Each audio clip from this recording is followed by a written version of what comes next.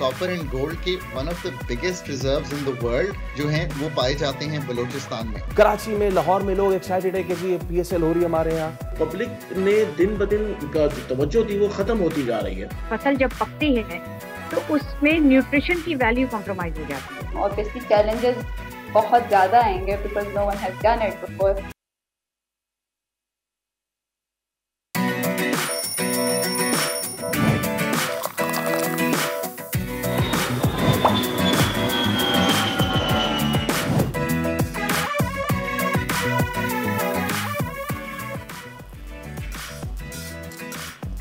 अवाम के पैरों तले मादनियात के ज़खायर, हाथों में महारत, मायूसी की कोई गुंजाइश नहीं। Army chief general Asim Munir का पाकिस्तान मिनरल्स इन्वेस्टमेंट फोरम से खिताब। कॉन्फ्रेंस के पहले रोज दर्जनों मुआहिदे तह पा गए। गैर मुल्की कंपनीज की जबरदस्त दिलचस्पी। पाकिस्तान मिनरल्स इकोनॉमी के नए दौर में दाखिल हो रहा है। PSL के 10वें एडिशन के आगाज के कबल इवेंट का रेंटल मॉडल मुतनाज़े। मुल्तान सुल्तान के मालिक अली तरीन के बयान ने नई बहस छेड़ दी। पाकिस्तान सुपर लीग में फ्रेंचाइजीज की फरोख्त का मॉडल है क्या और ये कैसे काम करता है, जानेंगे आज के प्रोग्राम में। पंजाब के मुख्तलिफ शहरों में अप्रैल में शदीद गर्मी का आगाज मौसमियाती तब्दीलियों का वाज़ेह सबूत है। हंगामी इक़दामात वक्त की जरूरत है। पंजाब में फौज थिएटर के खिलाफ हुकूमत मुतहरिक। थिएटर को फहाशी से पाक करने के लिए कानून साजी की तैयारी। पंजाब आर्ट्स काउंसिल को रेगुलेटरी अथॉरिटी बनाया जाएगा, लेकिन सारे इकदाम से आर्टिस्ट ज्यादा खुश नहीं। और नोशकी से कैम्ब्रिज तक का सफर। कम उम्र नावल निगार का एजाज पाने वाली यूनिसेफ की ट्रेल ब्लेजर मुसन्निफा अलिशबा खान को कैम्ब्रिज यूनिवर्सिटी स्कॉलरशिप से नवाज दिया गया। फख्रे पाकिस्तान आज हैं दुनिया बोल है में हमारी मेहमान। अस्सलाम वालेकुम, गुड मॉर्निंग, सुबह खैर। दुनिया बोल है में कहेंगे आपको खुशामदीद और मैं हूं आपके साथ अनम जुल्फिकार और मेरे साथ है सैयद फैसल करीम। आपको खुशामदीद। थैंक कैसी यू। हैं आप? A very good morning to you. For few days के लिए। वेल यस बट जनाब उम्मीद करते हैं कि आप तमाम तरफ़ात खैरियत से होंगे। और अगर कराची शहर की बात की जाए तो कराची शहर के शहरी जो हैं वो कुछ अब गर्मी की शिकायत करने लगे हैं। इसके हवाले से आगे चल के भी शो पे बात करेंगे, लेकिन शो का आगाज़ करेंगे उस मैसिव अपॉर्चुनिटी के साथ जो पाकिस्तान की तकदीर बदल सकती है। और सवाल यही खड़ा होता है कि जब इतने ज़्यादा मादनी वसाइल हमारे पास मौजूद थे इतने सालों तक, तो हम क्या कर रहे थे। लेकिन अब फाइनली किसी ने स्टेप लिया है और पाकिस्तान में 2 रोज़ा Pakistan minerals investment forum conference हो रही है, जिसके पहले रोज़ पाकिस्तानी कंपनियों के चीन, बरतानिया, जनूबी अफ्रीका, रूस और दीगर मुल्कों की कंपनीज के साथ समझौतों पर दस्तखत भी हो गए हैं। जी बिल्कुल। चीनी कंपनी ने जियोलॉजिकल सर्वे, रूसी कंपनी की जियो साइंटिफिक रिसर्च, जबकि जनूबी अफ्रीकी कंपनी ने डिजिटलाइजेशन और जदीद टेक्नोलॉजी के शोबों में दिलचस्पी का इजहार किया है। पहले रोज़ दर्जनों MOUs और माहदों पर दस्तखत हो गए हैं, जबकि मादी मसाइल की जो तलाश है उसके लिए OGDCL और NRL में शराकतदारी मुआहदे हुए हैं। MSP और बैरक गोल्ड ने पाकिस्तान मिनरल सिक्योरिटी शराकतदारी के मुआहदे पर भी दस्तखत किए हैं।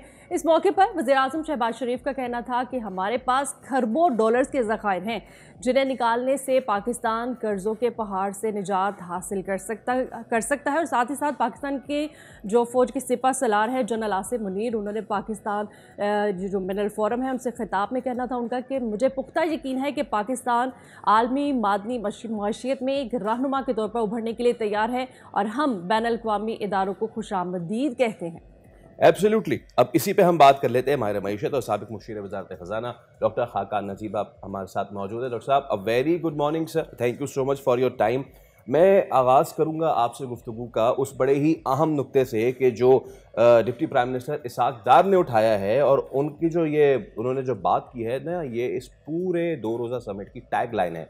इसाक डार फरमाते हैं कि स्ट्रेटेजिकली पोजीशंड है Pakistan to emerge as global mining power house. कितना ज़्यादा पुरुमीद हैं आप, ना सिर्फ ये कि इस पूरे फोरम से बल्कि इस स्टेटमेंट से भी? देखिए, मेरे लिए तो पाकिस्तान की जब हम इन्वेस्टमेंट की गुफ्तगू करते हैं, यानी कि ये डेट हर वक्त मल्टीलैटरल से बोरोइंग या दूसरे मुल्कों से बोरोइंग या अपने फिस्कल के मसाइल, मतलब इनसे निकल कर जब हम ये बात करते हैं कि एक मैक्रो स्टेबिलिटी सी है और अब वक्त ये है कि हम इन्वेस्टमेंट की ऑप्शंस जो हैं वो पाकिस्तान के डोमेस्टिक इन्वेस्टर के लिए भी और फॉरेन इन्वेस्टर के लिए भी सामने रखने की कोशिश करें। आज से कोई 2-2.5-3 साल पहले मैंने डॉन अखबार में एक आर्टिकल लिखा था और उसका टाइटल था रॉक्स एंड क्रॉप्स। मैंने हमेशा कहा है कि पाकिस्तान की जो टेथियम बेल्ट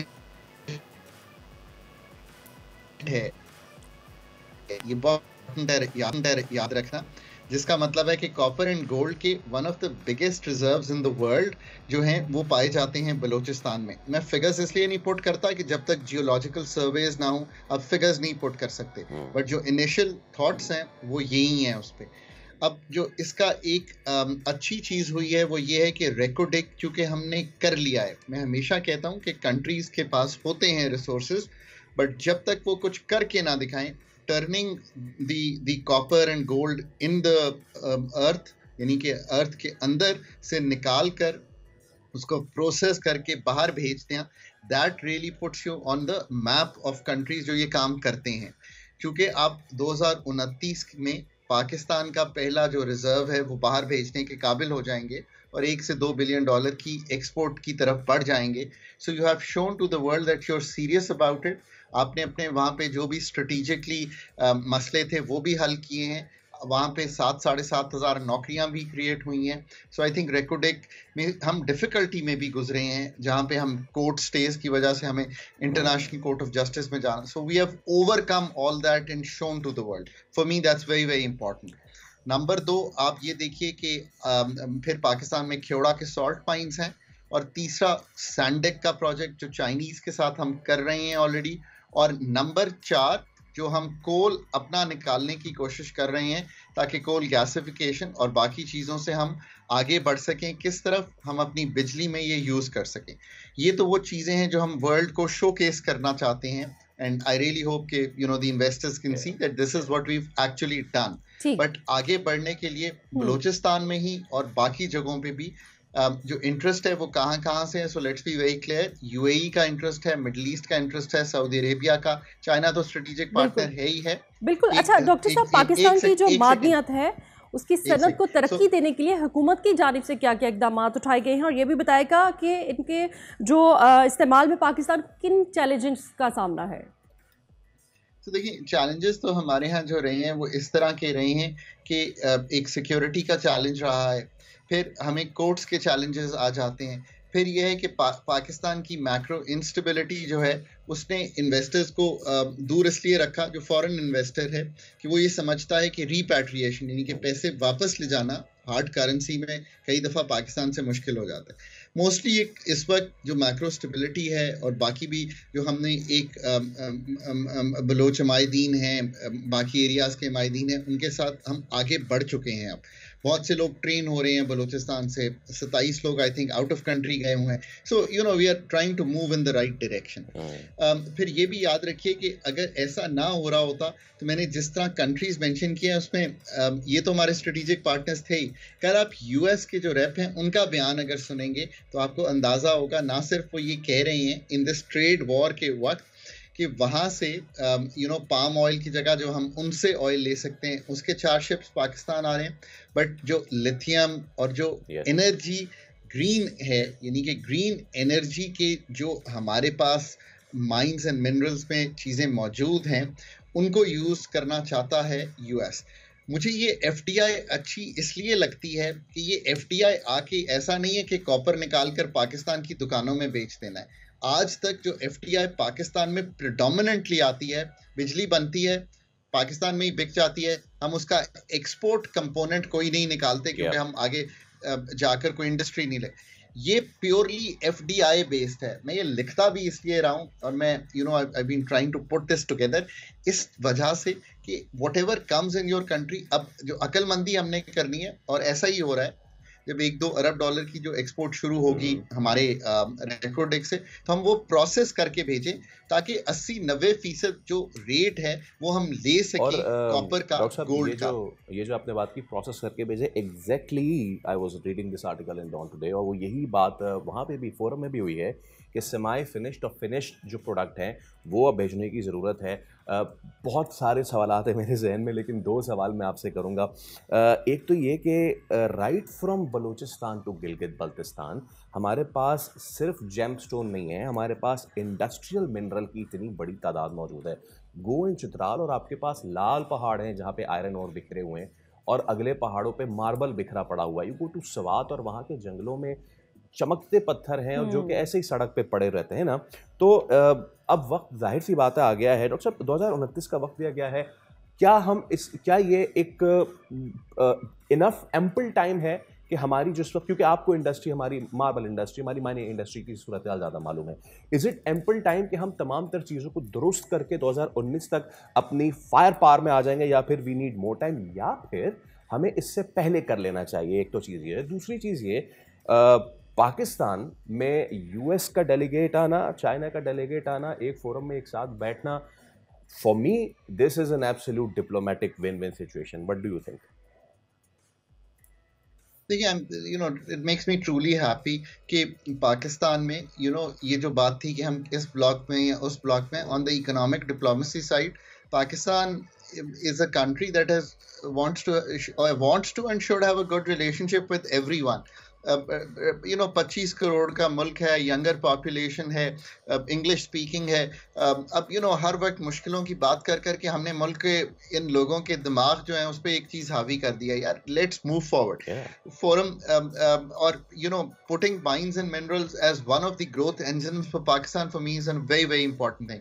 बट मैं गलत बात भी ये नहीं करूँगा कि ये कहूँ कि ये बहुत आसान है। अभी रेकोडिक की फाइनेंशियल क्लोज होगी, हमें 4 से 6 बिलियन डॉलर उसमें डालने हैं, जिसमें से 3 अरब डॉलर कर्जा होगा, कुछ हम इक्विटी डालेंगे, कुछ बैरक डालेगा, ठीक है। So let's be very very realistic, हम लोगों को सही पिक्चर दें, but we have to move forward. अब बैरक के साथ ही हम आगे बढ़ सकते हैं और ब्लॉक्स में हम सऊदी अरेबिया के साथ बात कर रहे हैं इन्वेस्टमेंट की।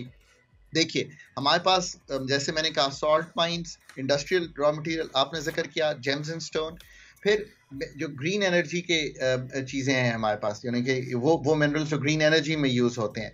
फिर यार हमने गैस ही, मतलब हम 4000 MMCFD गैस लिया करते थे सुई से, अब 2-2,500 MMCFD पे आ गए हैं। What have we done to the country? I mean really इतनी जो गुंजाइश थी पाकिस्तान में, इतनी जो हमारे पास करने की सलाहियत थी, वो सब हमने खो दी है। So we have to regain this. अच्छा, अब ये प्रोसेस ऐसा नहीं है 29 में तो ये निकल आएगा जो हमारा पहली एक्सपोर्ट शुरू होगी, but the next will take 5-7 years to do. So we have to be very realistic. But इसका कतई तौर पे ये मतलब नहीं है कि हम ये काम करें नहीं। कोल इससे जल्दी हम कर लेंगे, हम कोल की ट्रांसफर भी कर सकते हैं जो हमारे कोल के इंपोर्टेड प्लांट्स हैं। अब ये सारा काम जो है, इसका इम्पिटस जो है वो टूटना नहीं चाहिए किसी तौर पे भी। मैक्रो स्टेबिलिटी को भी नहीं खोना चाहिए। जिस तरह वो सीमेंट होती चली जाएगी, इंटरेस्ट भी बढ़ता चला जाएगा। What I saw yesterday in terms of the interest in Pakistan, you've said it exactly well.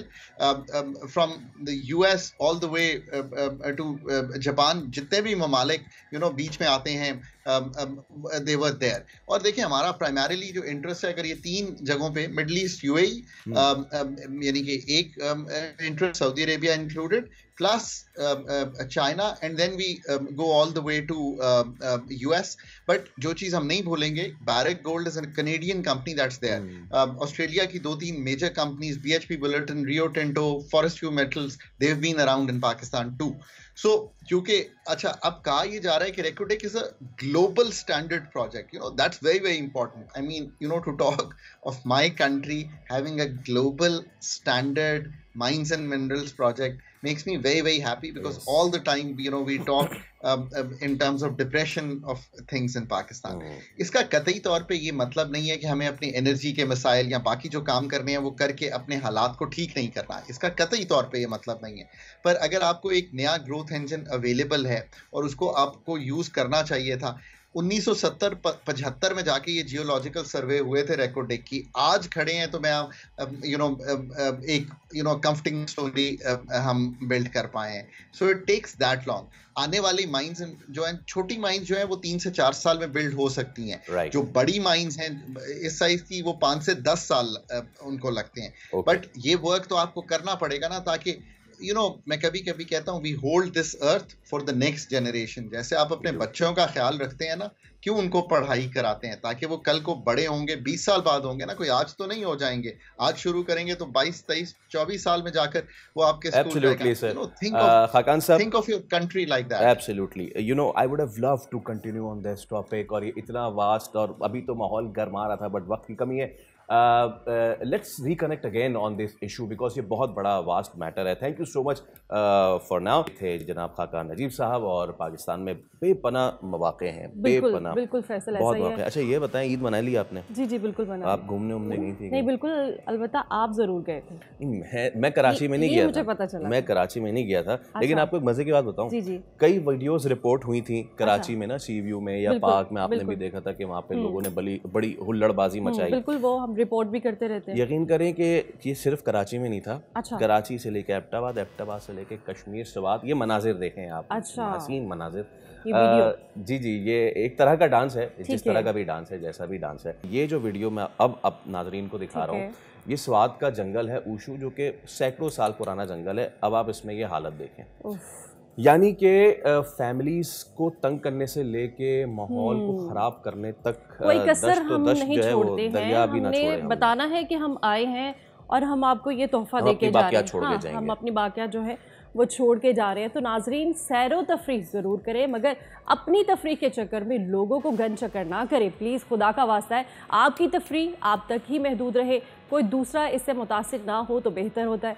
Social media पर ऐसी लातादाद वीडियोस की भरमार है, जैसे कि आपने अभी हमारी स्क्रीन पर भी देखी हैं, जिसमें कुछ नौजवान अपनी तफरीह के चक्कर में दूसरों के लिए दर्दे सर बन जाते हैं। कितना अच्छा टैलेंट है ना, लोग ऐसे कहते हैं पाकिस्तान में टैलेंट नहीं, इतना अच्छा टैलेंट है। टैलेंट है भाई। मजाक से हटके तफरीह, मजाक उस हद तक अच्छा लगता है कि जिस हद तक वो आपकी हद तक रहे। अगर वो मेरे लिए तकलीफ का बायस बन रहा है, और मुझे नहीं समझ में आता कि या तो हम लॉज स्ट्रिक्ट करें, और मसला ये है कि हम चले आम दिनों में लॉज स्ट्रिक्ट कर लें, ईद के दिनों में जब इतना बड़ा इन्फ्लक्स होता है कैसे करें? ये तो सिर्फ एक ही चीज़ है। कोई भी सड़क पे जा रहा होता है ईद के दिनों में, नौजवान खास तौर पे हमारे, गाड़ी रोक लेते हैं वो बीच में, और उसके बाद वो डांस करने लग जाते हैं। बड़ी ज़ोर से उनको डांस आया हुआ होता है, वो वहाँ पे डांस जो है ना वो कर देते हैं। So the moral of the story is कि आखिर हमारी कौमी तरबियत में कहाँ कमी रह गई है। आगे बढ़ते हैं, उम्मीद करते हैं कि अगले साल हमें ऐसे मनाकर देखने को ना मिले, खासतौर पर ये पापा वाले। खैर आगे बढ़ते हैं,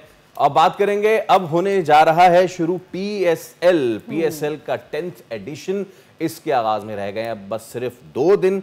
ऐसे में पाकिस्तान सुपर लीग फ्रेंचाइजेस का रेंटल मॉडल जो है वो अब पता नहीं क्यों तनकीद की जरूरत है। बिल्कुल, और जो पाकिस्तान वकी क्रिकेट के सबसे बड़े मेले के 10 साल तक इसके वर्किंग मॉडल पर किसी को एतराज़ नहीं था, लेकिन अचानक मुल्तान सुल्तान के मालिक अली तरीन की जानिब से अब इस मामले पर लबकुशाई की गई है। एब्सोल्युटली, और इसके साथ साथ अली तरीन ने यह भी कहा कि ये जब उनसे पॉडकास्टर की तरफ से पूछा गया कि जी PSL 10 is bigger and better, तो उन्होंने इस पे सवाल खड़ा किया कि ये कैसे बिगर एंड बेटर है। जिसके बाद फिर जो कराची किंग्स की तरफ से भी कुछ बयान सामने आए, और उन्होंने कहा कि ये नॉन सीरियस बयान है। तो PSL अभी शुरू हुआ नहीं है, और PSL के शुरू होने से पहले ये मामला शुरू हो गए हैं। तो क्रिकेट एक्सपर्ट सैयद हैदर साहब हमारे साथ मौजूद हैं। अस्सलाम वालेकुम हैदर साहब, उम्मीद है खैरियत से होंगे, ठीक ठाक होंगे।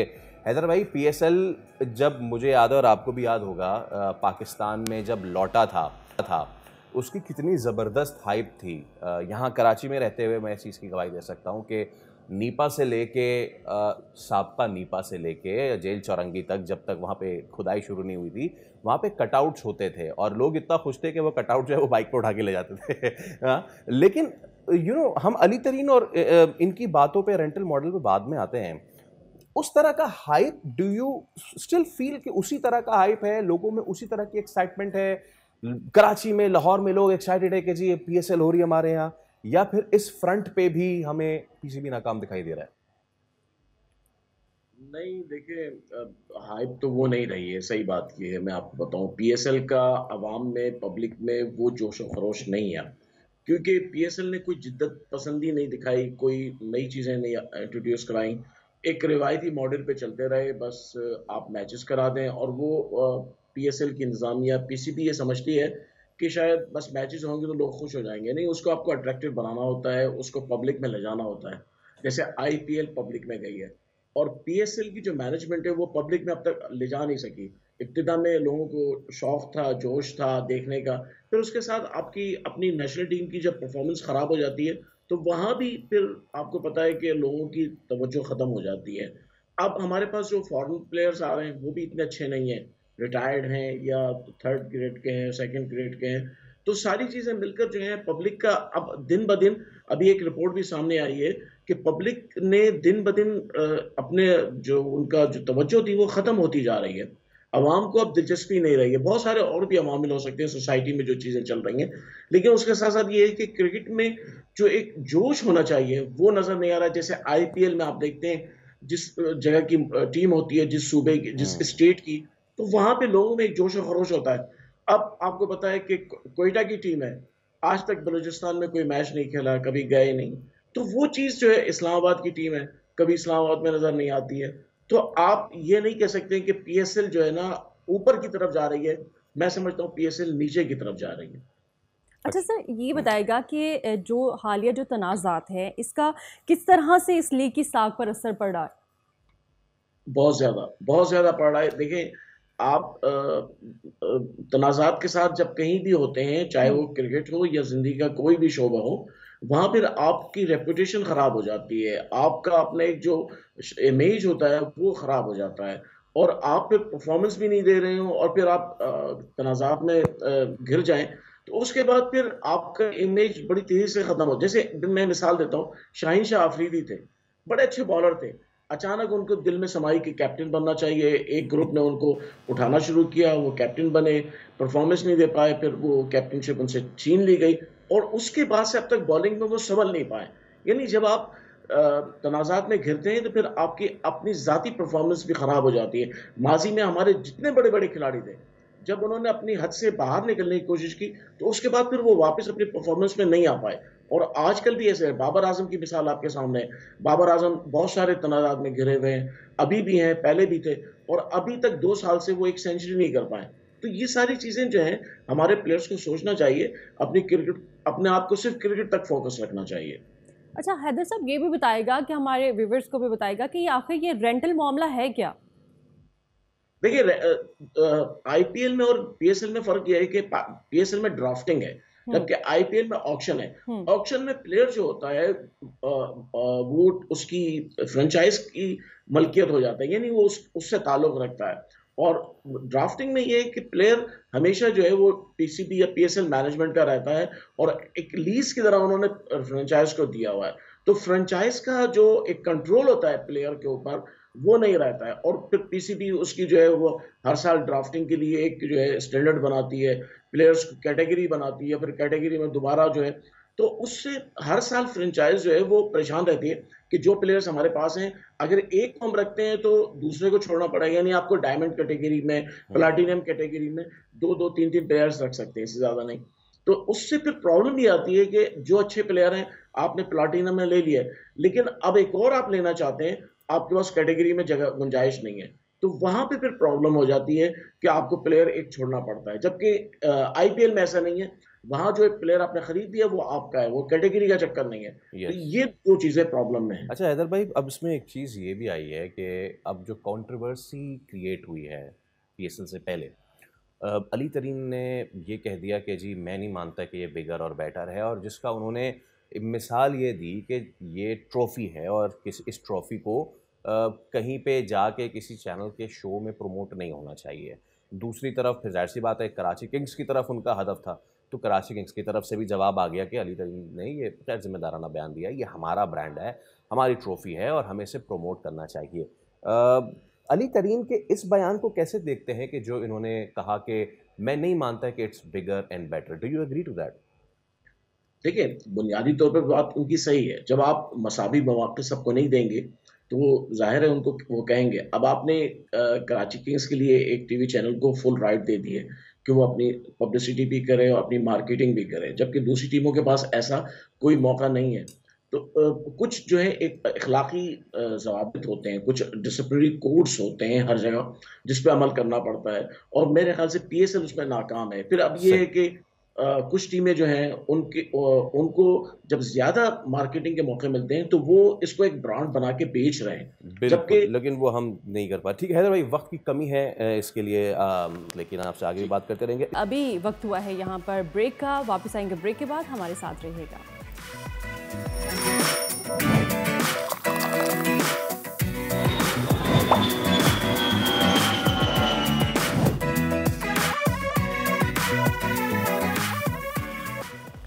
वेलकम बैक नाजरीन, आपको कहेंगे खुशामदीद। और अब हम जो बात करने जा रहे हैं वो एक यकीनन एक अहम टॉपिक है व्यूवर्स के लिए भी, और फैसल यकीनन आपके लिए भी। मौसमियाती तब्दीली के हवाले से हम बात कर रहे हैं। अच्छा, हम देख रहे हैं फैसल के जो मौसम हम लोग कुछ टाइम पहले एंजॉय करते थे, जैसे मौसम बहार, ये सब चीज़ें अब ये देखने को नहीं मिलती। आखिर इसकी वजह क्या है? अच्छा, अब और ये भी एक चीज़ है, और दूसरा ये कि हमें ये तो बताया गया कि गर्मी होगी, लेकिन कितनी गर्मी होगी, क्लाइमेट चेंज का इसमें क्या मलदखल है, इसी पे बात कर लेते हैं। क्लाइमेट एक्टिविस्ट आफिया सलाम हमारे साथ मौजूद हैं। अस्सलाम वालेकुम मैम, बहुत शुक्रिया आपके वक्त का। फ़ौरन से गुफ्तगू का आगाज़ करते हैं, और हम देख रहे हैं कि मौसम बहार कम से कम इसका स्पैन होता जा रहा है, गर्मियों का स्पैन बढ़ता चला जा रहा है। क्या ये 1-2 साल की बात है, या फिर ये काफ़ी अरसे से हो रहा है और हमने इसकी तरफ तवज्जो नहीं दी है? नहीं, देखिए, काफी अरसा तो इस तरह से नहीं कह सकते, लेकिन कम से कम ये पिछले 4 से 5 साल के दौरान आपने देखा है कि आपका जो ट्रांजिशन पीरियड होता है, स्प्रिंग बेसिकली ट्रांजिशन होता है ना, सर्दियों से गर्मियों में, उसका दौरानिया कम से कम होता जा रहा है। और पिछले 2 साल 3 साल में तो हमने ये देखा है कि ऑलमोस्ट जैसे एक दिन आप कह सकते हैं कि सर्दियों का था तो अगला दिन आपका गर्मियों का आगाज था। इस साल भी तकरीबन यही बात हुई है। जिस इलाके में हम बैठे हुए हैं, कराची में, सिंध के कुछ और इलाकों में, तो उमूमी तौर पे पूरा सिंध, बलूचिस्तान में भी इसी तरह है, जनूबी पंजाब में भी इसके असरात इसी तरह से नजर आ रहे हैं, लेकिन इसके असरात सेंट्रल पंजाब तक भी गए। अच्छा, तो फिर मैम ये बताएं कि हमें ये कहा गया है कि ये खुश्क साली का साल है, क्या तैयारी कर रहे हैं? और ये भी कहा गया है कि गर्मी भी होगी, हम एज नेशन, एज एडमिनिस्ट्रेशन इसके लिए तैयार हैं? देखिए, तैयारी बहुत मतलब अनफॉर्चुनेट बात है कि हमारी तैयारी होती है रिएक्टिव, उसको हम तैयारी कहते हैं, जबकि तैयारी का मतलब आप किसी वाकया से पहले तैयार रहें। हमारा जो लोग इस शोबे से ताल्लुक रखते हैं, मेट डिपार्टमेंट की वो प्रेडिक्शंस के ऊपर तवज्जो देते हैं। और आपने जो खुश साली का जिक्र किया, तो मेट की तरफ से डिक्लेयर्ड ड्राउट है। अगर वो बारिशों की परसेंटेज के ऊपर बेस करें तो ड्राउट होता है जब आपकी नॉर्मल से कम बारिशें हों, तो वो तो हैं। सर्दियों में बहुत कम बारिश हुई है, मतलब तकरीबन पूरे पाकिस्तान में उमूमी तौर पे देखें तो तकरीबन 10 से 15% कम बारिशें हुई हैं, और कुछ कुछ इलाकों में परसेंटेज आपकी 50% से भी ज्यादा पे चला गया है कि इतनी कम बारिश हुई है। अब इसका देखिए असरात किस पे पड़ते हैं। इसमें सबसे पहले अगर हम आप देखें तो जो ज़राअत का शोबा है वो मुतासर होता है, और उसमें जो ज़राअत के माहिरीन हैं जो इस चीज़ पे नज़र रखे हुए हैं पिछले 3-4 साल से कि एकदम से ट्रांजिशन पीरियड गायब होने से आपकी फसल जब पकती है तो उसमें न्यूट्रिशन की वैल्यू कॉम्प्रोमाइज हो जाती है। आपको अगर आपकी फसल ज़ाया नहीं भी होती और आपको उससे पैदावार मिलती है तो उसमें वो उस तरह से नहीं पकती जिस तरह से आपके वो आहिस्ता आहिस्ता टेम्परेचर में इंक्रीज होने से उसके अंदर न्यूट्रिशन आती है। एक ये असर है। दूसरा, जो दर्जे हरारत पढ़ने का जो अमल है वो भी डॉक्यूमेंटेड है कि एक तो आलमी दर्जे हरारत, अब हम कोई 1.5 डिग्री की बात भी नहीं कर रहे हैं सिवाय एक ख्वाहिश के तौर पे कि हम लिमिट कर सकें उस के बढ़ने को, लेकिन पाकिस्तान का दर्जा हरारत तकरीबन 1 डिग्री पिछले कोई 1.5-2 साल में बढ़ चुका हुआ है। तब तक बढ़ चुका हुआ था, अब ये बतदरीज और बढ़ता जा रहा है, और ये चीज़ भी डॉक्यूमेंटेड है। अच्छा, ये कहने को या हमारे आपके सुनने में ये बहुत कम पड़ सकता है कि 1 डिग्री से क्या होता है, लेकिन 1 डिग्री से बहुत से आपके जो सिस्टम्स हैं वो चेंज हो जाते हैं। आपके साहिली पट्टी में तूफानों की शिद्दत बढ़ जाती है क्योंकि सी सरफेस टेम्परेचर भी बढ़ता है, तो उसके ऊपर की जो हवा है उसमें आपके इर्ताश ज़्यादा होता है, जिससे आपके साइक्लोन्स की फ्रीक्वेंसी और फेरोसिटी बढ़ती है। आपके जो पूरा अर्थ का टेम्परेचर बढ़ता है, उससे देखिए ये हमारे मुल्क में अब से 4 साल पहले अप्रैल के महीने में नवाबशाह में 50 डिग्री टेम्परेचर था, ठीक है। उसके अगले साल मार्च के महीने में आपके जैकबाबाद वगैरह की तरफ 50 डिग्री टेम्परेचर था। अब मार्च तो हमेशा से हमारे बाहर का सीजन रहा है।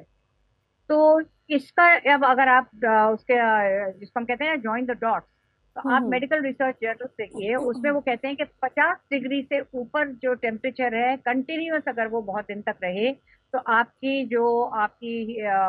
इंसानी जिस्म है उसकी फंक्शनैलिटी कॉम्प्रोमाइज हो जाती है। बिल्कुल कंप्रोमाइज हो जाती है, आप एक बिल्कुल दिन ठीक कह रही गर्मी हैं। हो सकती है, अच्छा आप अंदर आफिया बैठ साहिबा, सकते हैं। ये भी बता दीजिएगा, हमारे पास टाइम थोड़ा कम है, पाकिस्तान में जो मौसमाती तब्दीली के हवाले से जो अवेयरनेस दी जा रही है वो किस सतह की है, और इसमें आपको क्या लगता है मज़ीद तालीम की ज़रूरत है, अवेयरनेस की ज़रूरत है?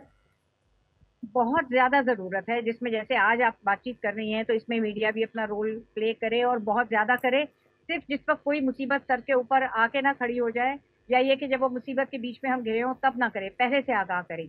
जब पता है कि आगे गर्मी की शिद्दत में इजाफा होगा तो उसके लिए पहले से तैयारी करें। ये ना हो कि टबों के अंदर ठंडी बोतलें, जो कि वैसे भी कभी भी नहीं ठंडी इतनी ज्यादा इस्तेमाल होनी चाहिए, जब वो हो जाए तो फिर हम शादी हॉल खोलें और एसी चला के लोगों को बोलें आ जाएं हीट वेव करने। पहले से आपकी अवेयरनेस, आपके स्कूलों की छुट्टियों का टाइम बदलना वो चाहिए, एडजस्ट करना पड़ेगा।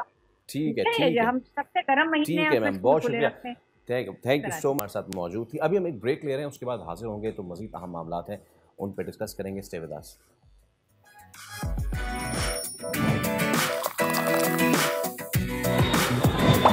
एक बार फिर आपको कहेंगे खुशामदीद, thank you for joining us once again.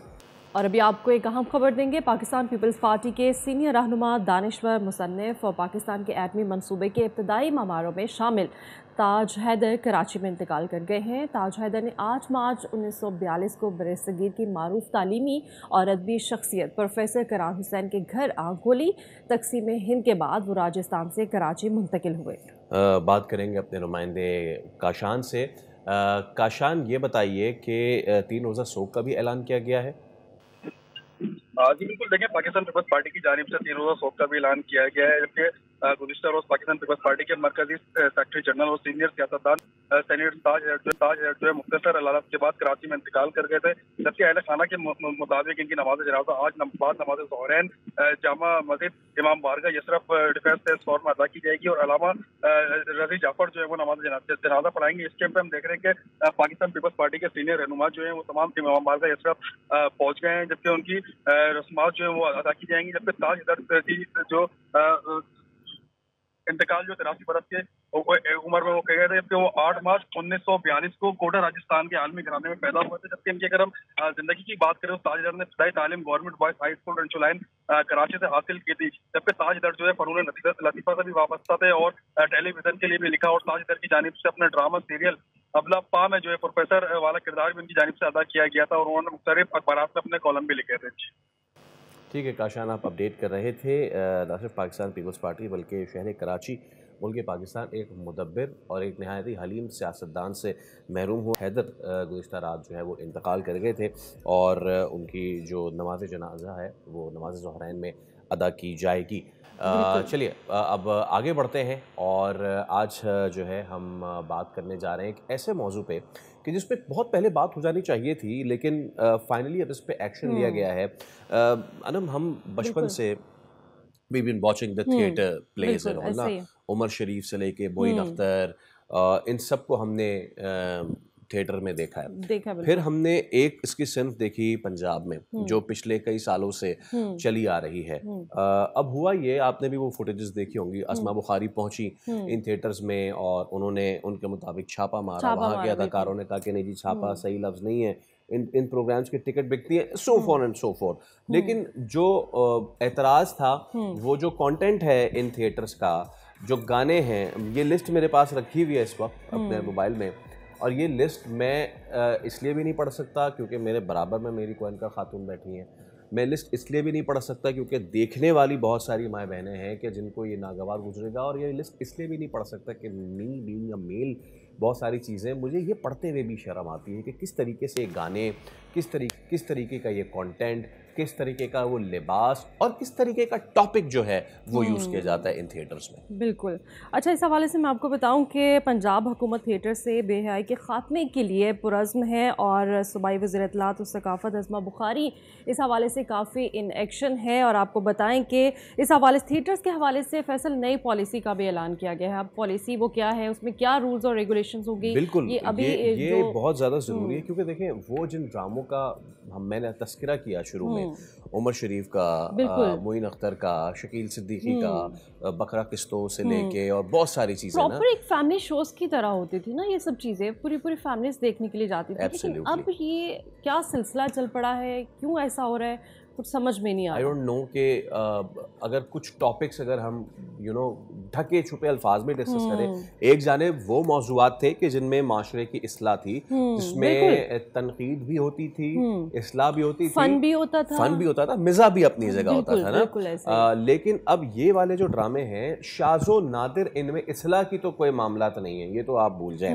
इनके कुछ डायलॉग्स ऐसे हैं कि जो आप अगर मोबाइल पे स्क्रॉल करते हुए सुने और 1 मिनट को शायद सुनने वालों को भी मजा आया कि जी वाह वाह क्या बात की है और ये वो, लेकिन सोचिए कि आने वाली नस्लों के लिए, वो नस्लें जो हमारे घर में बैठी हुई हैं और जिनको मोबाइल हमने हाथ में पकड़ाए हुए हैं, वो ये सुने, वो इस तरह का डांस देखें, वो इस तरह की चीज़ें देखें, वो इस तरह के लिबास में ख़ातीन को देखें, तो वो उन पे क्या असर रहेगा।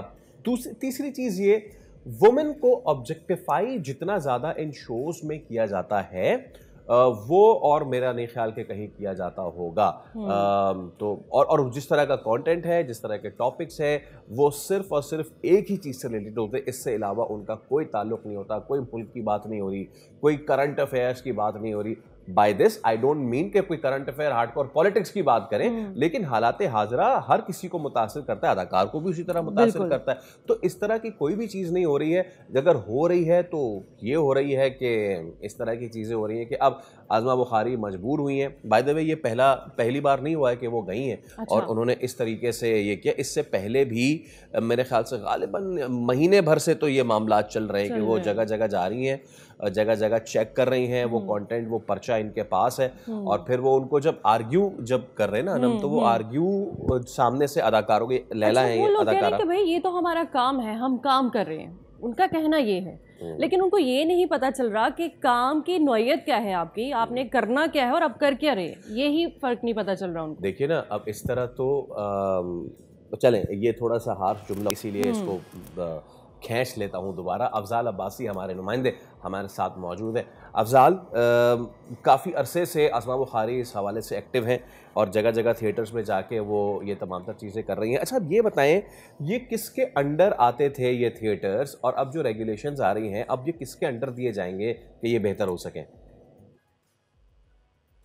पंजाब हुकूमत की जानिब से पंजाब के थिएटर्स को थिएटर्स बनाने के लिए जो है वो काफ़ी इक़दाम किए जा रहे हैं। इस बात से सूबाई ज़िले इंतज़ामुल काबिल आज़मा बुखारी की जानिब से गुज़श्ता दिनों में जो है वो अचानक थिएटर्स के और वहाँ पर काफ़ी कंटेंट कशबाबों के खिलाफ कार्रवाई की जाती है।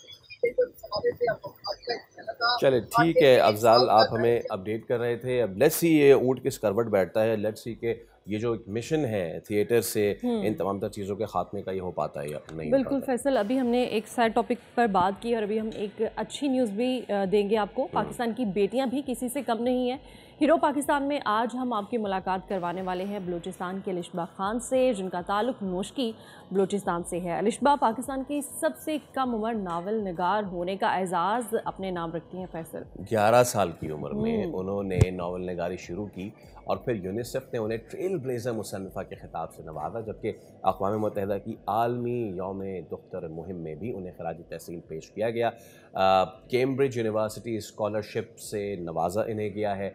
इनसे आपकी मुलाकात करवाते हैं। अलिशबा, अस्सलाम वालेकुम और बहुत बहुत शुक्रिया आपके वक्त का, आपकी तमाम तर अचीवमेंट्स पे तो सबसे पहले आपको बहुत बहुत मुबारकबाद। नोशकी से कैम्ब्रिज तक का सफ़र कैसे समअप करेंगे इसको?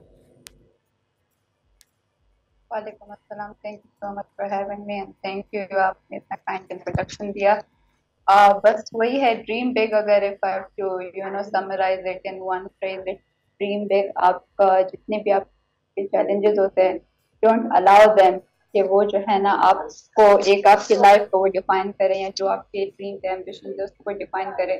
और हमेशा आप जो है ना बिल्कुल इंटरनेशनल सोचे और बिल्कुल अनकन्वेंशनली, जो एक चीज आज तक हो ही नहीं पाई है, उसके बारे में यू ड्रीम। ऑब्वियसली चैलेंजेस बहुत ज्यादा आएंगे because no one has done it before, but dream big और इंशाल्लाह यू विल बी सक्सेसफुल। अच्छा अलिशमा, ये बताएगा कि आप जो नावल लिखती हैं, आपकी कहानियों के मौज़ूआत क्या होते हैं, स्पेसिफिक मौज़ूआत क्या होते हैं? अच्छा, तो मैंने बोथ, जो हमारे फिक्शन जॉनरा होते हैं, नॉन फिक्शन जॉनरा होता है, तो मैंने दोनों पे काम किया। जो मेरी नॉवल थी वो फिक्शनल स्टोरी है, और उसकी मेन थीम यही है कि मैंने ये बात नोटिस की है कि आजकल के ज़माने में ना, उसका मतलब थीसिस अगर मैं कहूँ तो उसको तो यही होगा कि आपके जो इनटेंजिबल एसेट्स होते हैं, एसेट्स का मतलब आपकी गाड़ियाँ गोल्ड ये तो आप जमा कर लें, लेकिन जो इनटेंजिबल उसके एसेट्स होते हैं, मैंने उसमें ये मतलब स्टोरी के थ्रू ये बताया, ये मैसेज दिया है कि दैट इज इक्वली इम्पोर्टेंट। आपके जो फैमिली रिलेशंस हैं, जो ईमान, इंसाफ, ये जो वैल्यूज है, ह्यूमैनिटेरियन वैल्यूज है, यूनिवर्सल वैल्यूज होते हैं, दैट इज इक्वली इम्पोर्टेंट, और आपको प्रायोरिटाइज करना चाहिए। और इस बात को डिबेट नहीं किया कि money is not important, obviously that need backdrop में एक बहुत ऑपुलेंट एक तो उसकी जो है ना लाइफ है, लेकिन उसके अगेंस्ट ये डिबेट किया है सिर्फ पैसा ही सब कुछ नहीं। अलिशमा, मैं इस एंगल से भी देख रहा हूँ आपके इस स्टोरी को कि बलूचिस्तान, जहाँ पे बहुत सारे लोग शिकवा करते हैं कि हमारे पास ये मामलात हैं और ये ख़राबियाँ हैं, but you are a prime example कि जो लोग जो कुछ करना चाहते हैं, अगर वो उसको जहद मुसलसल समझ के करें, जद्दोजहद समझ के करें, कॉन्स्टेंटली करें, तो वो कर सकते हैं। I would like you to please pass on a message to the youth of Balochistan.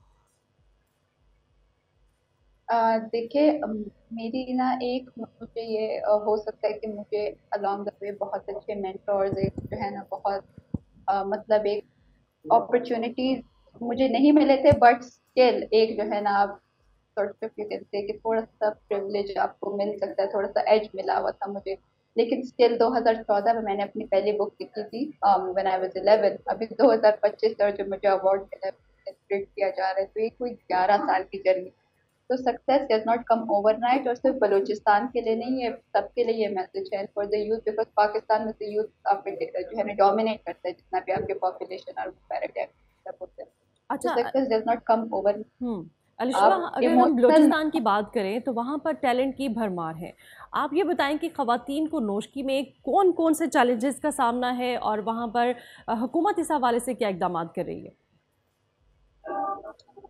देखिए, जो बलूचिस्तान में चैलेंजेस अगेन वो पाकिस्तान में है, लेकिन बलूचिस्तान में थोड़े वो जो है ना एग्जैजरबेट हो जाते हैं, थोड़े एम्पलीफाई हो जाते हैं। वही है कि तालीम के जो है ना वो इक्वल अपॉर्चुनिटीज नहीं है। हम अगर स्टैट्स उठा के देख ले, लिटरेसी जो है ना जो रेट होता है आपका तालीम का, वो साउथ एशिया में तो सबसे कम है, कुछ रिपोर्ट्स के मुताबिक वो पूरी दुनिया में सबसे कम है।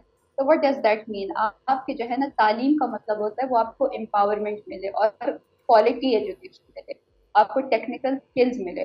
तो that is one of the greatest challenges that Balochistan faces. और फिर जो है ना ऑब्वियसली हेल्थ के इश्यूज होते हैं, but in terms of empowerment and what women can do, so that is education. And the I'm not from government, so I cannot comment on that. Yeah. But this is one area that we need to really focus on. और libraries बहुत ज़्यादा होने चाहिए। ऐसा नहीं है कि बलूचिस्तान में लोगों को जो है ना वो पढ़ने का और ये वो शौक नहीं है। चलो यहाँ पे अलिशमा, गवादन हमारे दोबारा से let's come on your trade again. आप 11 साल की उम्र से लिख रही हैं, मतलब कि पता नहीं, मैं तो इस उम्र में मट्टी में खेल रहा हूँ शायद 11 साल की उम्र में। सो किसने आपको सपोर्ट किया? घर का माहौल कितना ज़्यादा इम्पोर्टेंट होता है to harbouring these things, to upbring these qualities in a बच्चा? और ऐसी क्या सोच थी जिसकी वजह से आपने ये लिखना शुरू किया इस तरह से, इतनी कम उम्र से? देखिए, जो because I dedicated this award to my parents, my teachers, my province and my country. तो देखिए, मेरे पेरेंट्स बहुत फॉरवर्ड लुकिंग थे, वो खुद बहुत ज़्यादा बुक्स पढ़ते थे और बहुत रीडिंग का शौक था। तो एक बच्चा नेचुरली एक चीज़ देख रहा है, अब माँ बाप खुद कुछ और करे, बच्चे को कुछ बोले तो वो डिफरेंट हो जाता है, वो नहीं मानेगा बच्चा, वो चीज़ इतनी नेचुरली एक नहीं आती। तो मैं देखती थी कि वो खुद इतने मुताले का शौक रखते, तो रीडिंग बहुत जल्दी मेरे अंदर, बहुत छोटी थी रीडिंग का जो है ना मुझे शौक पैदा हो गया। और फिर बच्चों वाली बुक्स नहीं, लाइक क्लासिकल ऑथर्स पढ़ना शुरू कर दिए, हिस्ट्री मुझे बहुत पसंद है, क्लासिकल लिटरेचर पढ़ना बहुत पसंद है। तो फिर आहिस्ता आहिस्ता जब मैंने किया तो फिर मुझे ये था कि I have to challenge the narrative. जिस तरह पाकिस्तान का पोर्ट्रेल किया गया था मीडिया में, वेस्ट में इस्लाम का, पठानों का, because I belong from a Pashtun family in Balochistan. तो फिर I was like this is not true. तो मुझे ये जो अवार्ड भी रिसेंटली मिला है that is based on rewriting narratives, कि जो एक इमेज बना दी गई है पूरी दुनिया में, तो that's not true and I want to challenge that. तो वो घर का माहौल, मतलब ऑब्वियसली पेरेंट्स का इस तरह होता है, लेकिन again I want to, it's important that I said कि 11 साल में ना स्कूल तो आपको नहीं सिखाएगा अगर आपने ऑथर बनना है। एक नॉवल कैसे लिखा जाता है, डायलॉग डिलीवरी कैसे होगा, आपने कैरेक्टर्स कैसे डेवलप करने, प्लॉट। तो I had to self teach myself. तो मैं जब एक बुक कोई उठाती थी नॉवल, तो आई वुड इनिशियली मैं उसको डाइसेक्ट करती थी, मैं पढ़ती थी कि अच्छा लिखा कैसे जाता है। चार्ल्स डिकेंस मुझे हद से ज़्यादा पसंद थे, तो as like classical English author, तो उनके बुक पढ़ती थी कि ह्यूमन इमोशन, ग्रीफ को आप जो है ना, गम को आप एक्सप्लेन कैसे करें डिफरेंट डायमेंशन। तो वो उनसे मैंने सीखा। अभी थोड़ा सा अभी बड़ी हुई है तो in terms of colonial lens देखती हूँ तो वो थोड़ा सा प्रॉब्लमेटिक हो जाता है, लेकिन चार्ल्स डिकेंस अगर हम इस चीज को साइड पे करें, वो he was one of my favourite authors, और उनसे पहले उनकी किताबें पढ़ के सीखा और फिर लिखा। ओके, ठीक है, बहुत शुक्रिया आलिशवा।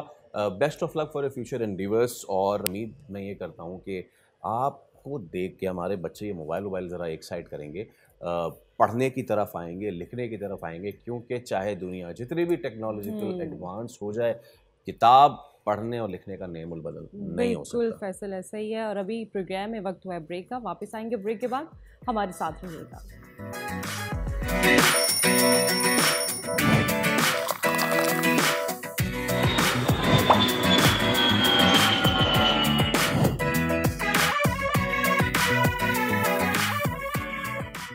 वेलकम बैक नाज़रीन, एक बार फिर से कहेंगे प्रोग्राम में आपको खुशामदीद। और अब हम बात करेंगे कि सिंध हुकूमत की जानिब से क्या इक़दाम किया गया है। कराची में हैवी ट्रांसपोर्ट के लिए रफ्तार की जो हद है वो 30 किलोमीटर फ़ी घंटा मुकर्रर करने का फ़ैसला किया गया है, और ड्राइवर्स के लिए रैंडम ड्रग टेस्ट को भी लाजमी करार दिया गया है। जबकि इस हवाले से वज़ीर आला सिंध मुराद अली शाह की ज़ेर सदारत होने वाले इजलास में ट्रैफिक कवानीन पर मौसर और हम आहंग अमल दरामद को यकीनी बनाने की हिदायत दी गई है। अच्छा फैसल, ये पिछले कुछ दिनों से जो हैवी ट्रैफिक की वजह से जो हादसात हो रहे थे, ये बहुत ज़्यादा हुए हैं, लातादाद हुए हैं, और ऐसे ऐसे हादसात हमारे सामने आए हैं कि हम बिल्कुल रूह कांप जाती है। अच्छा, अब इसमें हम बात करेंगे, तर्जुमान सिंध हुकूमत सादिया जावेद साहब हमारे साथ मौजूद हैं।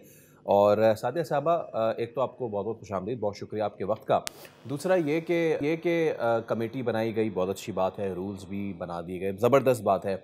मैं आपकी तवज्जो दिलाना चाहूँगा उस प्रेस कॉन्फ्रेंस की जानिब जो गुज़िश्ता रोज़ हुई है डंपर्स एसोसिएशन वालों की जानिब से, जिसमें वो बाज़ाब्ता ये कह रहे हैं कि इस तारीख को ये ना हुआ तो ये कर दूंगा और वो कर दूंगा। बतौर तर्जुमान कैसी लगी आपको ये प्रेस कॉन्फ्रेंस? आपको लगा नहीं कि रिट चैलेंज हो रही है? बिस्मिल्लाहिर्रहमानिर्रहीम, थैंक यू वेरी मच। देखें, बिल्कुल मैंने वो प्रेस कॉन्फ्रेंस देखी भी है और उसका स्क्रिप्ट भी मैंने देखा। बिल्कुल आपकी बात सही है, लेकिन उन्होंने गवर्नमेंट को थ्रेट या ब्लैकमेल करने की कोशिश की है। लेकिन मैं हमेशा ये बात कहती हूँ कि गवर्नमेंट अपनी रेट को कायम करेगी, किसी को भी चाहे वो कोई सियासी जमात हो, कोई मजहबी जमात हो, या कोई एसोसिएशन जो इस शहर में ऑपरेट कर रही हैं, वो गवर्नमेंट की रेट को चैलेंज करेंगी, लॉ एंड ऑर्डर की सिचुएशन को क्रिएट करने की कोशिश करेगी। सिंध गवर्नमेंट उनके खिलाफ भरपूर एक्शन लेगी। जो कल डंपर एसोसिएशन वालों की प्रेस कॉन्फ्रेंस है, उसमें जो उन्होंने बातें की कि अगर हमारे ख़िलाफ़ ये हुआ तो हम ये करेंगे। देखें, कवानीन पे तो उनको अमल दरामद करना होगा। जो गवर्नमेंट लॉ मेकिंग कर रही है, और कल जिसका सीएम साहब ने इजलास में रिवील भी किया है कि जी रफ्तार कम करनी होगी, ड्राइवर्स के डोप टेस्टिंग होगी, शाहीन फोर्स को एक्टिव किया जाएगा। ये जो सारी बातें हैं इस पे इम्प्लीमेंट सिंध गवर्नमेंट कराएगी, और जो लोग जो इसके खिलाफ जाएंगे, चाहे वो एहतजाज करेंगे या कानून तोड़ने की कोशिश की जाएगी, हुकूमत हरकत में आएगी और उनके खिलाफ कार्रवाई होगी। अच्छा, अब सादिया साहिबा अब आ जाते हैं इन रेगुलेशंस पे। ये 30 किलोमीटर इनकी रफ्तार भी मुकर्रर की गई है, और ड्रग टेस्ट वाले भी मामलात जो है वो अब किए जाएंगे, which is very good, which is need of the hour. इस पे भी उनके कुछ मामलात जो है वो कल प्रेस क्लब में जब प्रेस कॉन्फ्रेंस कर रहे थे, तो वो इस चीज़ को ना वो एक्सेप्ट करते हैं ना वो रिजेक्ट करते हैं, जबकि सबको पता है कि ड्राइवर्स जो है वो नशे में होते हैं, जिस तरीके से वो काम कर रहे होते हैं। तो ये जो ड्रग टेस्टिंग वाला मामला है, गाड़ियों में ट्रैकर लगना और डैश कैम लगना, ये शुरू कब से हो रहा है? देखिए, कल इस पे पहली दफ़ा बाज़ाब्ता तौर पर गवर्नमेंट ऑफ सिंध ने ऐलान किया है, और इस पे देखें, जैसे लोग कहते हैं कि जी आपने पहले ऐलान किया था गाड़ियों की फ़िटनेस के लिए, तो देखिए हमने एक टाइम पीरियड दिया था, ये तो हो नहीं सकता, बहुत बड़ा शहर है, बहुत सारी गाड़ियाँ हैं कि एक साथ सारी गाड़ियाँ जो हैं वो उनका फ़िटनेस करा लिया जाएगा, और जो वो अगले दिन रोड पे आएंगी तो उनके पास उनका फिटनेस सर्टिफिकेट होगा। इसी तरह इसके लिए टाइमलाइन रखी गई है, और 1 महीने के अंदर सीएम साहब ने कहा है कि जो है इस मामलात पे मैं दोबारा इजलास करूंगा और मुझे डेटा दिया जाए कि हम कहाँ तक पहुंचे हैं, किस जगह तक हमने जो ये टारगेट सेट किए हैं वो अचीव किए हैं। तो जाहिर सी बात है थोड़ा सा टाइम देना पड़ेगा, लेकिन जो जैसे रफ्तार वाला है वो फौरी तौर पे इम्प्लीमेंट हो सकता है, ट्रैफिक पुलिस उसको इंश्योर करेगी। ड्रग टेस्ट वाला भी जो मामला है उसको फौरी तौर पे किया जाएगा, उसको भी इंश्योर किया जाएगा, लेकिन साथ साथ छोटी गाड़ी वालों को और स्पेशली मोटरसाइकिल सवारों से मेरी रिक्वेस्ट है कि प्लीज अपनी जानों के तहफ़्फ़ुज़ के लिए अपने ख़ानदान को उस तकलीफ़ से ना गुजारें। आप लोग प्लीज़ हेलमेट का इस्तेमाल करें और साइड मिरर का इस्तेमाल करें। हम अपनी तरफ से पूरी कोशिश कर रहे हैं कि law enforcement agencies, traffic police, Shaheen force जो है वो ट्रैफिक के मामलात को देखें, लेकिन आप भी हमारे साथ कोऑपरेट करें। बिल्कुल सादिया साहिबा, आप बिल्कुल ठीक कह रही हैं। अच्छा, सिंध हुकूमत की जानिब से बहुत सारे इकदाम किए गए हैं, रूल्स भी बनाए जाते हैं, रेगुलेशंस भी बनाए जाते हैं, लेकिन इन पर वही फैसल वाली बात कि इन पर अमल कब से शुरू होगा, क्योंकि हम देखते हैं कि बहुत सारी ऐसी चीज़ें सामने आती हैं, रूल्स बनाए जाते हैं, लेकिन इन पर कोई अमल दरामद नहीं हो पाता। इसके लिए बेसिक जो है सबसे ज़्यादा ये ही ज़रूरी है कि इन पर अमल दरामद कैसे करवाया जा सके। देखें, जो मामलात फौरी तौर पे इम्प्लीमेंट हो सकते हैं, जैसे रफ्तार का मामला है वो फौरी तौर पे इम्प्लीमेंट हो सकता है, उस पे फौरी तौर पे इम्प्लीमेंट कराया जाएगा। ड्रग टेस्टिंग वाला मामला है वो फौरी तौर पर हो सकता है। काले शीशे, हूटर का ना इस्तेमाल करना, फैंसी नंबर प्लेट्स वाला मामला है, गाड़ियों की में जो है वो तो ये तो फौरी तौर पे इम्प्लीमेंट, लेकिन देखिए डैश कैम का मामला है कि हर गाड़ी में डैश कैम लगे, तो उसमें थोड़ा सा टाइम लगेगा। उसके लिए मैकेनिज्म बनाया जा रहा है कि ताकि हर गाड़ी पर डैश कैम लगे, ताकि वो मॉनिटर हो सके, वो चेक हो सके, और कोई अगर हादसा हो तो गवर्नमेंट फिल फॉर उस पर जो है वो कर सके। तो जो चीज़ें फौरी इम्प्लीमेंट होने वाली हैं वो फौरी इम्प्लीमेंट की जाएंगी, और सीएम साहब ने वाज़े इंस्ट्रक्शंस दी हैं। आईजीपी साहब भी उस इजलास में मौजूद थे, डीआईजी ट्रैफिक भी मौजूद थे, होम मिनिस्टर साहब भी उस इजलास में मौजूद थे, और पुलिस को कहा है कि आप इस चीज़ को, जो चीज़ें फौरी तौर पे इंश्योर कर सकते हैं उनको इंश्योर करें। अच्छा सादिया साहबा, एक छोटा सा क्वेश्चन, हमारे पास टाइम कम है। आपने टिंटेड मिरर की बात की, तो हमारे जो माशरे में जो फीमेल्स हैं, स्पेशल फीमेल्स जो ड्राइवर हैं, उनको मुश्किलात का सामना करना पड़ता है, तो जिसकी वजह से उनको टिंटेड मिरर करवाना पड़ता है। तो क्या ये इसके लिए क्या हो सकता है, किस तरह से इसको फीमेल्स देख सकती है? देखें, अभी तो ये बिल्कुल आपकी बात सही है कि मेरे पास भी अक्सर और बेशतर बहुत सारे लोग आते हैं, कुछ को स्किन एलर्जीज के इशू होते हैं, बहुत सारे मामलात होते हैं, सनलाइट से इशू जी। होता है। जाहिर सी बात है, इसके लिए कुछ ना कुछ देखना पड़ेगा, कोई नरमी करनी पड़ेगी, लेकिन क्योंकि हम वो बात कर रहे हैं कि जो आपने देखा है ना, बिल्कुल काले शीशे, बिल्कुल जिससे ना जी। अंदर का कुछ नजर आता ना है वो ना होते वो बाहर ऑब्वियसली का। वो सिटी सिक्योरिटी के लिए भी ऑब्वियसली मामलात हाँ, होते हैं। वो जो बिल्कुल ठीक हाँ है जी। सादिया साहिबा, क्योंकि वक्त की कमी है, we would have love to talk more, तो दोबारा बात होगी। एक ब्रेक ले रहे हैं, उसके बाद हाजिर होंगे, हमारे साथ रहिए।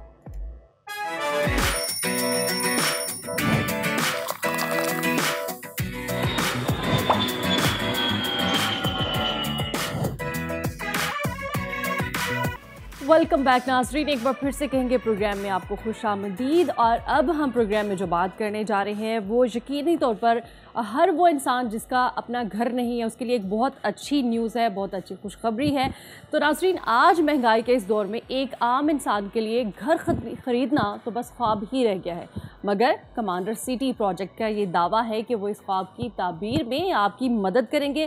शहर से थोड़ा दूर सही, मगर एक मकान आप भी बना सकते हैं। हुकूमत की तरफ से कई बार लो कॉस्ट हाउसिंग स्कीम्स के ऐलानात तो बहुत सुने, मगर लो कॉस्ट हाउसिंग स्कीम्स अपने पाए तकमील को अंजाम तक नहीं पहुंच सकी। लेकिन कमांडर बिल्डर्स ने नामुमकिन को मुमकिन कर दिखाया और सिर्फ 6 साल के दौरान न सिर्फ लो कॉस्ट घर बना कर दिए, बल्कि उन्हें मुनफरिद निज़ाम ज़िंदगी भी फराहम किया है।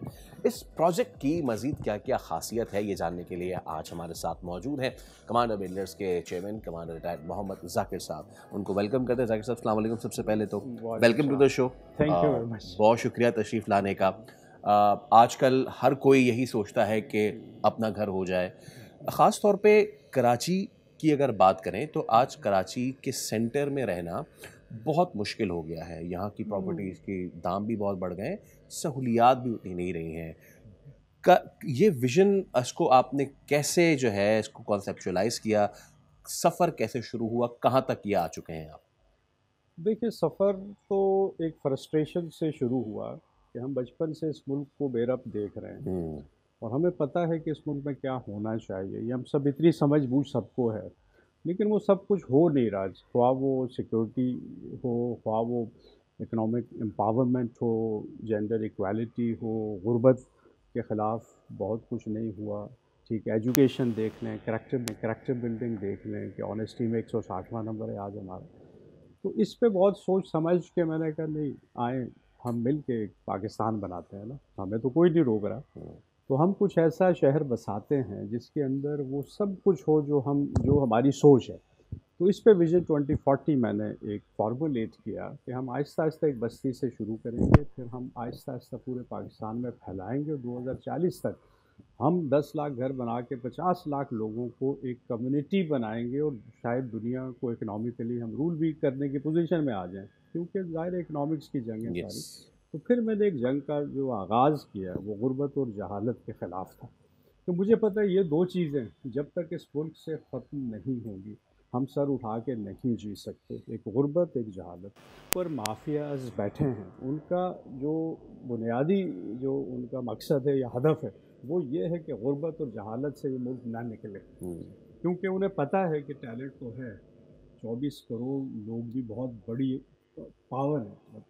तो अगर इनको सिस्टम मिल गया तो ये तो दुनिया को रूल कर जाएंगे।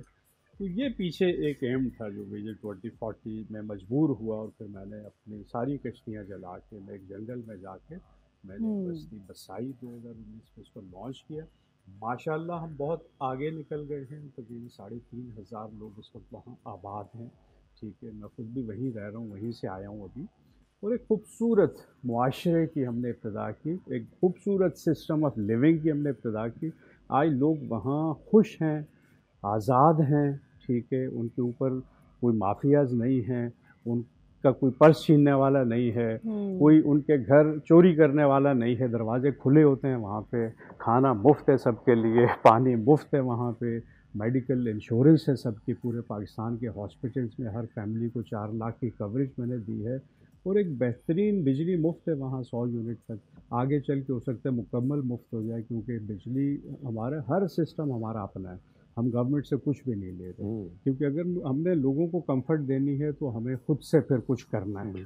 तो ये इसके पीछे एक एम था कि नहीं, एक खुशहाल पाकिस्तान तो बना के दिखाया बिना गया। किसी सपोर्ट के, जिस तरह आप कह रहे हैं कि गवर्नमेंट की सपोर्ट भी नहीं है, तो फिर आपने ये सब मैनेज कैसे किया, इन सब सहूलियात के लिए? देखें, एक सपोर्ट अगर आ जाए ना तो फिर किसी सपोर्ट की ज़रूरत नहीं पड़ती। वो एक सपोर्ट मैंने ले ली, वो है रब की सपोर्ट, क्योंकि रब का फरमान है लिल्लज़ीना अहसनु फी हाज़िहि दुनिया हसना, जिन्होंने भलाई की उनके लिए इस दुनिया में भलाई है। अब मैं क्या कर रहा हूँ, भलाई कर रहा हूँ, ठीक है, ये सारी भलाई है ना, मुफ्त खाना, मुफ्त मेडिकल, मुफ्त ये सब, और सस्ते घर, ठीक है, कि आज भी मैं 18 लाख में प्लॉट नहीं, मैं बंगला दे रहा हूँ तैयार, आके चाबी ले लें मुझसे आज ही, ठीक है। तो ये जो सोच है भलाई की, इसमें फिर ये कैसे हो सकता है कि रब आपके साथ ना हो, ठीक है। और जब रब साथ हो जाता है फिर किसी चीज़ का खौफ नहीं रहता। अगर कोई कहता है कि नहीं ये सिटी नहीं चलेगा, ये तबाह हो जाएगा, ज़ाहिर है दुश्मन भी पैदा हो गए ना, टांग खींचने वाले भी पैदा हो गए। जब भी कोई अच्छा काम इस मुल्क में करेंगे, ठीक है, तो आपके दुश्मन पैदा होंगे, ठीक है। वो हज़रत अली का कॉल है कि अगर आप अच्छा काम करें और आपका कोई दुश्मन नहीं है तो इसका मतलब है फिर कोई प्रॉब्लम है, आप अच्छा नहीं कर रहे, इसका मतलब तो ये है कि जब रब का साथ आ गया तो फिर फाइनेंसेस भी कहीं ना कहीं से मैनेज हो जाते हैं, फिर कहीं ना कहीं से दुश्मन उनको भी जो है, फिर मकड़ी जाला बुनती है ना, जब रब साथ होता है ना फिर क्या होता है, मकड़ी जाला बुनती है, फिर अबाबीलें जो किंकर फेंकती हैं वो खाया हुआ भूस कर दे। तो ये चीज़ें मैं फील कर रहा हूँ, और मैं तो एक बिल्कुल वो दरवेश टाइप का। अच्छा, इसमें कौन साहब एक चीज़ ये है कि दुनिया, जाहिर सी बात है, हम पाकिस्तानियों का, जिनका है उनका एक्सपोजर है, जिनका नहीं है उनको ये नहीं मालूम बहुत सौ को कि अब जो अर्बन डेवलपमेंट हो रही है वो सिटी सेंटर से बहुत दूर दूर हो रही है। इसकी एक मिसाल तो हमारा बरादर मुल्क तुर्किया है। इस्तांबुल में अब कोई नया बंदा जाके रह नहीं सकता, वो अगर रहेगा तो दूर, वहाँ से 1.5 घंटे 2 घंटे की मुसाफत पे वो सारे जाके रहते हैं। मॉडर्न अर्बन प्लानिंग के हिसाब से जो आपने ये सोचा कि इसको शहर से दूर लेके जाएं, और बहुत से लोग उस पर तनकीद करते हैं, उस तनकीद का कैसे जवाब देंगे? और दूसरा ये कि आज से 20 साल पहले लोग गुलिस्तान जौहर के बारे में भी यही कह रहे थे ना कि यार वहाँ तो सिर्फ कीकर और पहाड़ हैं, लेकिन अब वो गुलिस्तान जौहर ना कीकर है ना पहाड़ है, अब वो जो है वो पूरा एग्जैक्टली।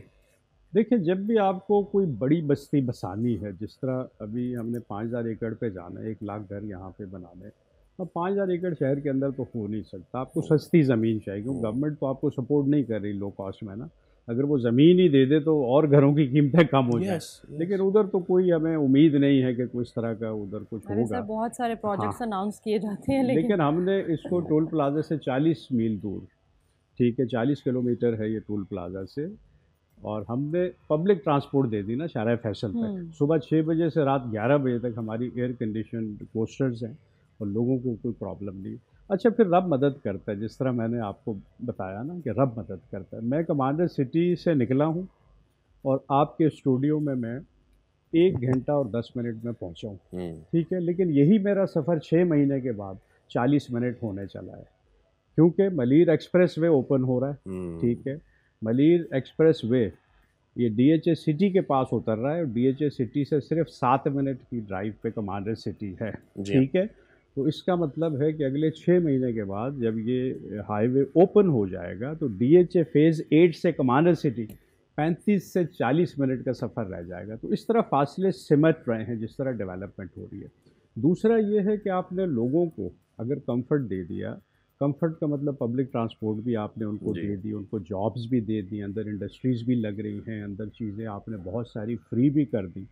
तो हमें तो सिस्टम चाहिए, हम सिस्टम के लिए मुल्क छोड़ देते हैं जी, बिल्कुल। हम दुबई चले जाते हैं, बच्चे सेफ़ नहीं है जी इधर, ठीक है, हमें सेफ्टी चाहिए, ठीक है, इधर कोई कानून नहीं है, कोई ज़ाब्ता अखलाक नहीं है, इदारे पीछे पड़ जाते हैं, हम जाके बिजनेस फलां जगह पुर्तगाल में करेंगे, हम मुल्क छोड़ के जाना। तो फिर हमें एक ऑप्शन यहाँ पे भी होना चाहिए ना, इस मुल्क में भी, कि नहीं, जब आप फ्रस्ट्रेशन का शिकार हो जाएं और आप अपने आप को अनसेफ महसूस करें तो आप कमांडर सिटी मेरे पास आ जाएं, जहाँ चिड़िया पर नहीं मार सकती, इतना परफेक्ट सिक्योरिटी का सिस्टम हमने रखा है, इतने लेटेस्ट कैमराज वहाँ लगे हैं, हर जगह मॉनिटर है, आप पार्क में है, गार्डन में है, स्कूल के क्लासरूम में, जिधर भी हैं आपकी रिकॉर्डिंग हो रही है, मॉनिटरिंग हो रही है, ठीक है। अब ये सारा सिस्टम मुल्की सतह पर भी हो सकता है अगर नीयत सही हो जाए। हमारा तो नीयतों का फुकदान है ना, जिस वजह से हम आगे नहीं बढ़ सके, या जो माफियाज हैं जो इस मुल्क को आगे बढ़ने नहीं दे रहे। तो आए मिल के कोशिश करते हैं, अवाम मेरे साथ आ रहे हैं, मेरे 4000 फैमिलीज़ मेरे मेंबर्स हो चुके हैं, ठीक है। हो सकते हैं 1 करोड़ फैमिलीज़ मेरी मेंबर हो जाए। जब किसी को पसंद आएगा, मेरा मॉडल 2027 में कंप्लीट हो रहा है। 2027 में अगर मैंने 5000 घर बना लिए, 25000 लोगों को बसा लिया और एक बहुत कंफर्टेबल सिस्टम दे दिया, तो लोग आएंगे इंशाल्लाह। बिल्कुल सर, मैं यही आपसे पूछना चाह रही थी कि गुज़श्ता 6 सालों में अब तक जो है कमांडर सिटी कहाँ तक पहुँचा है, वहाँ पर कितनी बड़ी तादाद में अब लोग मौजूद हैं, डेवलपमेंट कहाँ तक? इस वक्त 2000 घर अंडर कंस्ट्रक्शन है, ठीक है। तकरीबन 850 में दे चुका हूँ, ठीक है। 650 फैमिलीज़ वहाँ रह रही हैं, तकरीबन 3500 रेजिडेंट कार्ड्स हमने इशू किए हैं, मतलब 3500 लोग रह रहे हैं। लेकिन इस साल के एंड तक मुझे 2000 घर कंप्लीट करके देने हैं। इसका मतलब तकरीबन 10,000 फैमिलीज़, 10,000 लोग, मतलब पॉपुलेशन 10,000 हो जाएगी इसी साल। तो 2027 के एंड तक हमने पॉपुलेशन को 25,000 तक लेके जाना है। अब जितनी अट्रैक्शंस कमांडर सिटी में आ रही हैं, जो पैकेजेस मैं दे रहा हूँ, कोई और दे ही नहीं सकता, बिल्कुल, ठीक है। अगर मैं कह रहा हूँ कि मैं 18 लाख में आज भी घर दे रहा हूँ, तो पॉसिबल ही नहीं है। और यही जो चीज़ है, अब इससे अगला सवाल भी मेरे, एक तो लो कॉस्ट हाउसिंग आप कर रहे हैं, नाउ लो कॉस्ट एक्सपो भी होते जा रहे हैं। जी बिल्कुल। क्या होने जा रहा है उसमें, क्या एक्सपेक्टेशन? ये एक्सपो हम 18, 19 और 20 अप्रैल को कर रहे हैं कमांडर सिटी में ही, और कराची हेड ऑफिस हमारा मलीर में, वहाँ से हम shuttle free service pick and drop दे रहे हैं। शाम 4 से 7 बजे लोग जाएंगे और फिर रात को वापस आएंगे, ठीक है। लोगों को वहाँ ले जाने का मकसद है कि लोग वहाँ देखें, एक तो शहर से कितना दूर है, वहाँ का सिस्टम देखें, वहाँ के जो रेजिडेंट्स हैं उनसे मिलें, ठीक है, घर देखें जो हम ऑफ़र कर रहे हैं। और एक बहुत ज़बरदस्त चीज़, ये 18 लाख का बंगला तो है, जो एक बहुत ज़बरदस्त चीज़ हम लेके आ रहे हैं, वो सिर्फ 30,000 माहाना पे आपको घर का मालिक बना रहे हैं। इसको घर कमेटी का हमने नाम दिया। अगर कोई 1000 रुपये डेली बचा सकता है, उसको कमांडर सिटी में घर ज़रूर मिलेगा, ठीक है। वो अपने आप को रजिस्टर करे, हमारे पास आके एक्सपो में रजिस्टर करें और 1000 डेली बचत करें, ठीक है। हम 1000 मेंबर्स ले रहे हैं और हर महीने कुरंदाजी से हम 10 घर हर महीने 10 घर देते जाएंगे 100 महीने तक। ये 1000 घर हमने इस पैकेज में रखे हैं। रिस्पांस अच्छा आया, हम बढ़ा भी सकते हैं, लेकिन फ़िलहाल हमने 1000 रजिस्ट्रेशंस लेके हर महीने 10-10 घर, जैसे कमेटी निकलती है, इस महीने मेरी निकल गई। अब कमेटी में ये होता है कि आपको मिलनी ज़रूर है, बेशक आखिर में मिले लेकिन अगर आखिर में भी 100 महीने के बाद भी जाते हैं, 8 साल बाद, तो घर तो होगा 2 करोड़ का। बिल्कुल 8 साल बाद जो पॉपुलेशन होगी, जो वहाँ ग्रोथ होगी, ठीक है। तो इसका मतलब है कि हर लिहाज से हम आपको पैसा नहीं दे रहे जो डी वैल्यू हो रहा है, हम आपको घर दे रहे हैं। तो ये जो अट्रैक्टिव पैकेज हम पहली दफ़ा लेके आए हैं, इसमें मैं चाहूँगा कि आवाम मैक्सिमम आएँ और लाजमी आएंगे। कमांडर साहब, thank you so much for coming, बहुत शुक्रिया and best of luck for the future endeavours. It was a pleasure hosting you. तो आज के शो से फिलहाल इतना ही, दीजिए इजाज़त, आपसे मुलाकात होगी कल। रखिए अपना ख्याल, अल्लाह हाफ़िज़।